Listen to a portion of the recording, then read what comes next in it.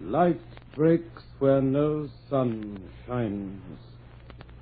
Where no seas run, the waters of the heart push in their tide, and broken ghosts with glowworms in their heads, the things of light, file through the flesh where no flesh decks the bones. A candle in the thighs warms youth and seed and burns the seeds of age. Where no seed stirs, the fruit of man unwrinkles in the stars, bright as a fig. Where no wax is, the candle shows its hairs. Dawn breaks behind the eyes. From poles of skull and toe, the windy blood slides like a sea. Nor fenced nor staked, the gushers of the sky spout to the rod, divining in a smile the oil of tears.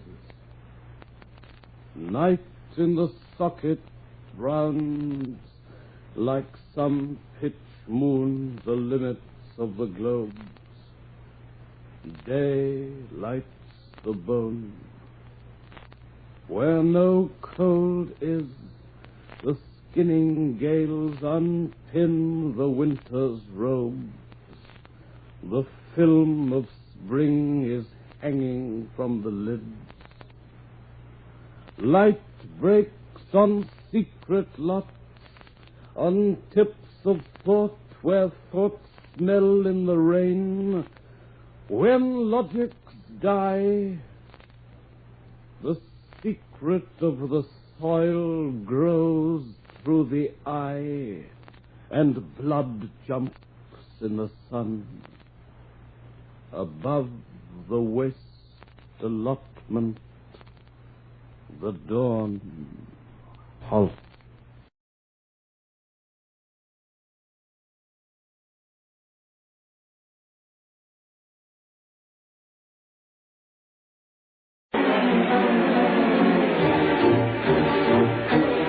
Montag. I knew it. I knew it. Of course, all this... The existence of a secret library was known in high places, but there was no way of getting at it. Only once before have I seen so many books in one place. I was just an ordinary fireman at the time. Wasn't even qualified to use the flamethrower. It's all ours, Montag. Listen to me, Montag. Once to each fireman, at least once in his career, he just itches to know what these books are all about. He just aches to know, isn't that so? Well, take my word for it, Montag. There's nothing there. The books have nothing to say.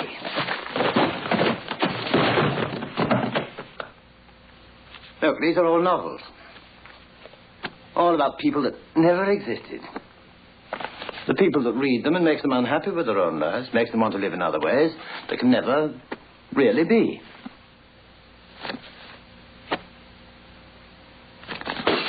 What's happening? This house is condemned. They're said to burn the books right here with everything else. Well, burning the house is one thing. Burning the books is another, isn't it? It's never any good burning everything together. Go on, Montag. All this philosophy. Let's get rid of it. It's even worse than the novels. Thinkers, philosophers, all of them saying exactly the same thing, only I am right. The others are all idiots. One century they tell you man's destiny is predetermined. The next they'll say that he has freedom of choice. No, it's just a matter of fashion, that's all, philosophy. Just like short dresses this year, long dresses next year. Look. All stories of the day. Biography, that's called. An autobiography. My life, my diary, my memoirs, my intimate memoirs. Of course, when they started out, well, it was just the urge to write. Then after the second or third book, all they wanted was to satisfy their own vanity, to stand out from the crowd, to be different, to to be able to look down on all the others. Ah, Critics' Prize. Ah, this is a good one. Of course, he had the critics on his side. Lucky fellow. Just tell me this, Montag. At a guess, how many literary awards would you say were made in this country on an average each year? 5, 10, 40? No less than 1,200. Anybody that put pen to paper was bound to win some prize someday. Ah, Robinson Crusoe. The Negroes didn't like that because of his man, Friday. And Nietzsche. Ah, Nietzsche. The Jews didn't like Nietzsche. Now, here's a book about lung cancer. You see, all the cigarette smokers got into a panic, so for everybody's peace of mind, we burn it. Ah, now this one must be very profound.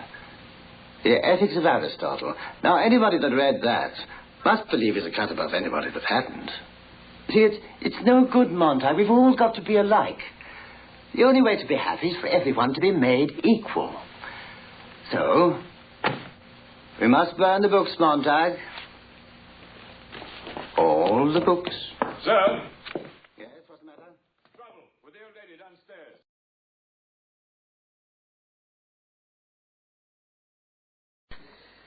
Baxter? Got to make a decision. Forgive me, your ladyship, it's not a decision we have to make, it's the right decision. Please, your ladyship, I had a friend. Before one's face was lined, as the saying goes, in a very low state he was, ever so fragile, a pain to be with. Someone close to him, his mother, I believe, though it was never proved, understandably upset, made a decision. A little rest, she said, among those similarly off-centre in Colwyn Bay. Never a good date, not in February, wrapped in a grey rug, gazing at a grey sea. Talk about bleak. Mother dear made a decision, but it was the wrong decision. My friend never acted again. We have to face the facts. I had a friend once said, Norman, I don't care if there are only 3 people out front. Or if the audience laugh when they shouldn't or don't when they should. One person, just one person is certain to know and understand, and I act for him. That's what my friend said. There, I know how it feels. I had a friend, worse than you he was, and all they ever wanted to do with him was put him away.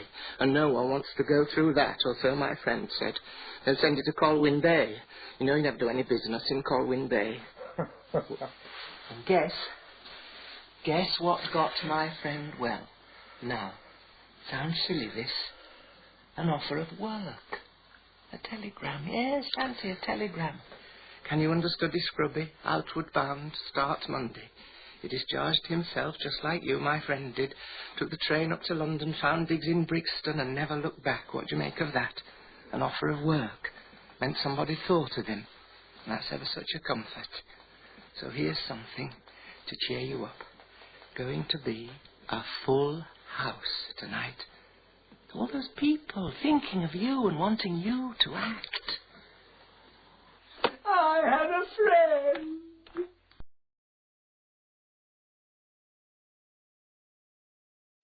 Every now and then, I guess we all think realistically about that day when we will be victimized with what is life's final common denominator. That's something that we call death. We all think about it, and every now and then I think about my own death, and I think about my own funeral, and I don't think of it in a morbid sense. Every now and then I ask myself, what is it that I would want said? And I leave the word to you this morning. If any of you are around when I have to meet my day, I don't want a long funeral. And if you get somebody to deliver the eulogy, tell them not to talk too long.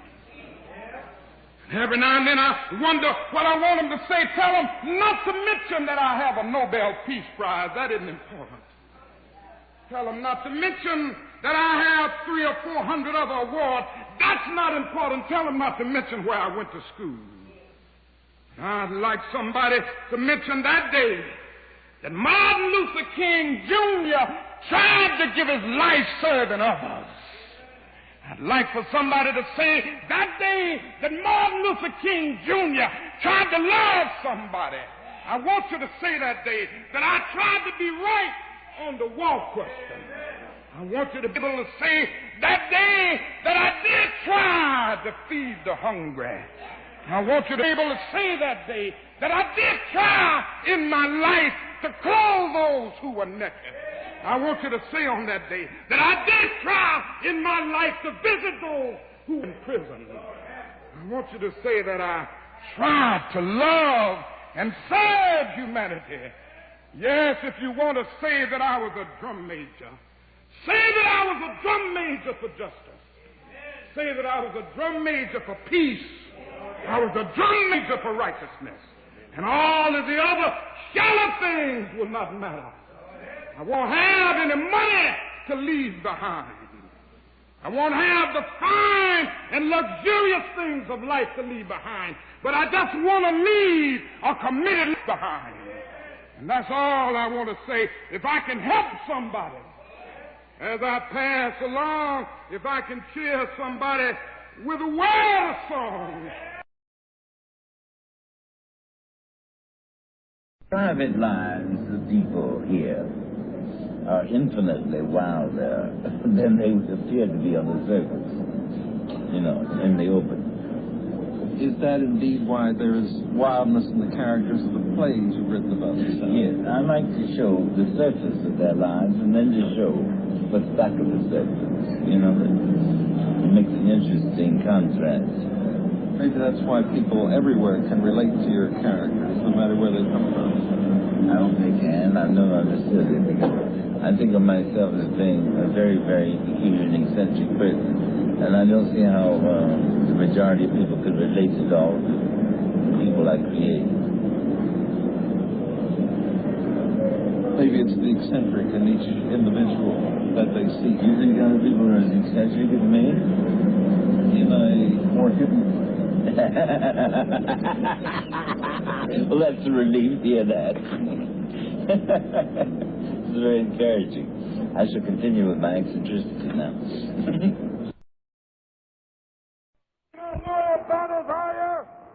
He's a cheat, and he's a fat slob, Betty. And that's it. That's his good point. That's the three good things about him. I know one way to get Lou Albano's goat, Daddy. Because me and Johnny's been with him since 1970, baby. 1970, Daddy, he's been cutting our purse. 30%. And all you got to do, people, is say, crazy Lou Albano. Not Captain, crazy, baby. Lou's crazy, Daddy. Lou was crazy, brother. Do you ever try to talk sane? Did you ever try to talk sane to an insane person? Did you ever try to be reasonable with an irreasonable person? Did you ever try to be friendly to an unfriendly person? Did you ever try to talk to Lou Albano, make any sense with the half-wit would it come across with? We never needed you, Lou, and you're gonna spit on the day of the calendar that you ever turned your back on Jimmy and Jerry and Johnny, baby. The captain came to me one early morning, baby, and he says, Jimmy, Johnny, you can always tell a crazy person because he's got crooked teeth. And then Lou Albano smiled, and he don't have a straight tooth in his head, baby. He's crazy. Lou Albano. Well, why the question is, why the complete metamorphosis? Why the complete change? I mean, you don't have to get scientific about this. There's nothing like that. A couple of months ago, the Valiant Brothers were extolling the virtues of Captain Lou Albano. Now, the Valiant Brothers, indeed, are just... Lou Albano's about the lowest thing on your totem pole. What is it? I want to say this. What started the whole thing off is Lou kept interfering in our matches. We had a match with Tito Santana and Tutsky. We had the match just about won. What happened? Here comes Lou Albano. He interjects himself where he wasn't needed, where he wasn't wanted. And the end result was we got disqualified. We happened to lose a match. And it's been time after time after time. And I said, Lou, better keep your lousy, greasy paws where they're not wanted. And that's what started it. That's what started it, baby. And then the other thing started, and I hit Lou's booze. I hit his booze. I broke every bottle. But I'm telling you something right now, Albano, you ever stick your nose in the Valiant Brothers, we're going to kick the booze, going to kick everything of scars. You see the scars all over his head? You know how many times he's been kicked and punched? How many times you've been hit over the head with chairs and... Crazy, baby. You think you can keep your sanity after you've been hit so many times with punches and kicks and chairs and ran into steel poles? That's why Lou Albano's nuts. He's as soft as a 5-day-old prune day. And he's... Woo! Musty! Lou Albano! We fired you, brother. You didn't fire us. You did us justice getting out of our life. We're going to have more bread. We're going to win all our matches from now on. We don't need you. You're crazy. Lou Albano, you're crazy. All right, let me ask you both one question. If you had the opportunity, would either one of you get in the ring with Lou Albano? Oh, what do you hate? Right now, brother, right now. Bring him out. Anywhere. Anytime, baby. Lou Albano. This is it, brother. Johnny, myself, the gentleman. Anywhere.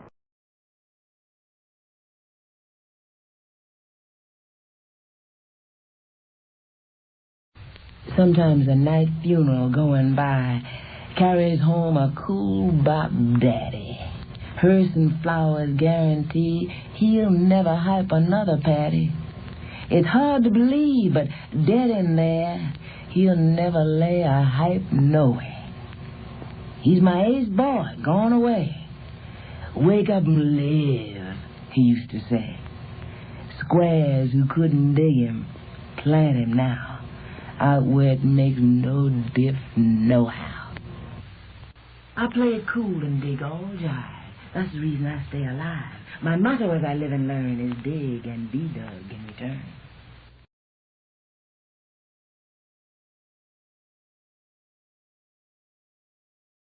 Anytime you beg another man to set you free, you will never be free.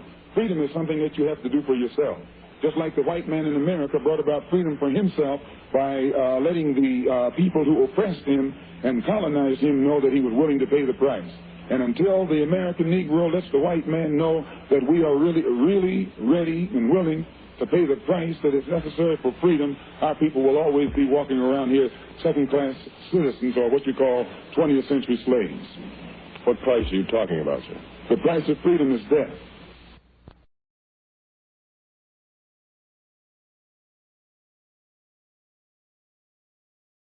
Malcolm, this is your first public statement in that 90-day period, is it not? First time I opened up my mouth in 90 days. That's why I'm talking so fast and so hearty. You feel, however, that we're making progress in this country and worldwide? No. I will never say that progress is being made. If you stick a knife in my back 9 inches and pull it out 6 inches, there's no progress. You pull it all the way out, that's not progress. The progress is healing the wound that the blow made. And they haven't even begun to pull the knife out, much less try and heal the wound. They won't even admit the knife is there. How about the nice little man was sitting on the subway right next to a priest, and he turns around to the priest and says, "I don't know who you are, young fella, but you dress something terrible." The priest says, "Why?" He says, "Your collar's turned around. Look, if I had a mirror, I'd show your collar's backwards." He says, "Well, I'm a father." He says, "I'm also a father. A grandfather and a great-grandfather. I wear a nice tie with clips, with points, with everything beautiful." He says, "Your collar's turned around, you look awful." He says, "You don't understand. I am a father to many thousands." He says, "Many thousands? Better you should have your pants turned around." Well, no, you're not the far-out generation, are you? I'm kind of quirky, okay? The freak out, the flop out, the psych out, the drop out, the blackout, the fallout, the conk out, the cop out, the wipe out, the sweat out, the strike out, the sell out are warning the world we should all get the hell out. There's one. Don't you have one about Nixon? The book is divided up into several parts, and one of them is called Little Drops of Watergate. And under that heading, I have one called Identity Crisis. Milhouse Ben Nixon, in his royal tower, awoke one night from a deep dream of power and saw within the moonlight of his room a shadow with a peace plaque glowing in the gloom. He could not discern the form or face, but he knew 'twas someone from outer space. Some long-haired peacenik, some pinko poet. The weird beard tells it, and the peace words show it. "You," cried Nixon, "may be someone from Berkeley, or Harvard, or Kingdom Come, but to me, you're nothing but a campus bum." Just then, Pat rubs her eyes and wheezes. "My God, Dickie, you're talking to Jesus." Papu Ben Adam, may his tribe increase, awoke one night from a dream of peace, and saw within the moonlight in his room, making it rich and like a lily in bloom, an angel writing in a book of gold. Exceeding peace had made Ben Adam bold, and to the presence in the room he said, "What writest thou?" The vision raised his head, and with a look made of all sweet accord, answered, "The names of those who love the Lord."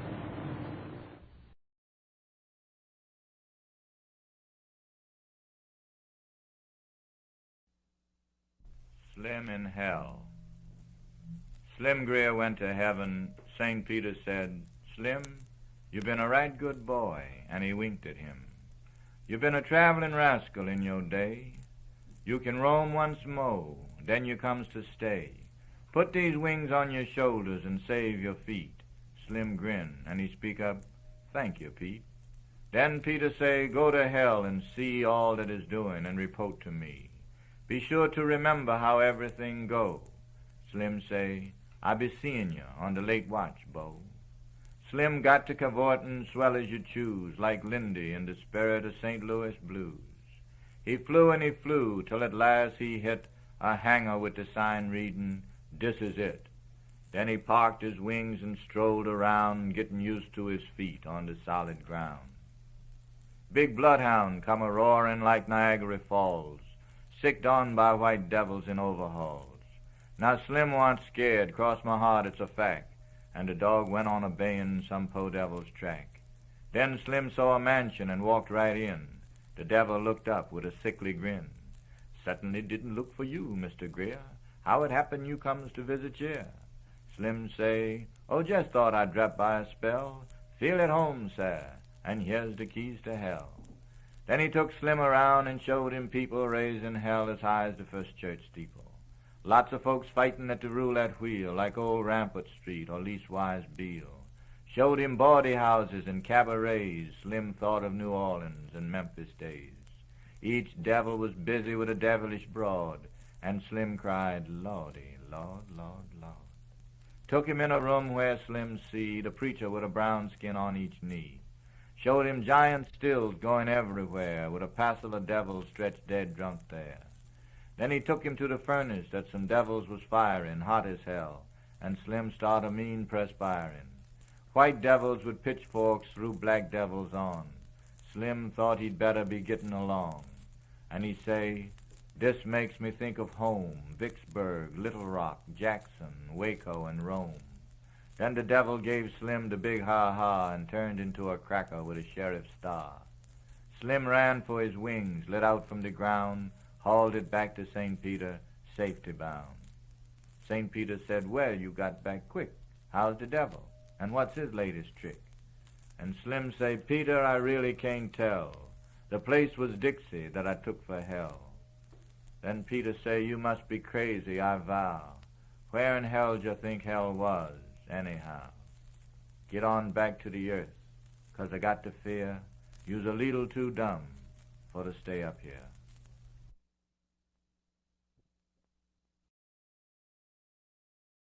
30,000, monsieur. 1,000 thanks, monsieur. Oh, shame.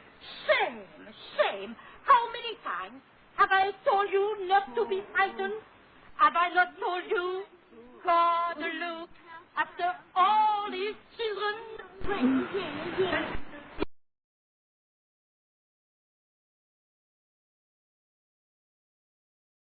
Hannah, where are you? Here, Grandfather. Right here. It's finished. Quick, before I forget it. Pencil and paper. Hurry, please. Ready? Yes, all ready, Grandfather. How calmly does the olive branch observe the sky begin to blanch, without a cry, without a prayer, with no betrayal of despair. Sometime, while night obscures the tree, the zenith of its life will be gone past forever. And from thence a second history will commence. A chronicle no longer gold, a bargaining with mist and mold, and finally the broken stem, the plummeting to earth, and then an intercourse not well designed for beings of a golden kind, whose native green must arch above the earth's obscene, corrupting love. And still the ripe fruit and the branch observe the sky begin to blanch, without a cry, without a prayer, with no betrayal of despair. Oh, courage! Could you not as well select a second place to dwell, not only in that golden tree, but in the frightened heart of me? Have you got that, Hannah? Yes, Grandfather. All of it? Every word. And it's finished? Yes. Finally finished? Yes, finally finished. And it's good. Beautiful. Is it good? Beautiful, Grandfather. Oh, Grandfather, I'm so happy for you. Thank you for writing such a lovely poem. It's worth the long wait. Can you sleep a little now? I'll fetch your shawl. I'd like to pray now.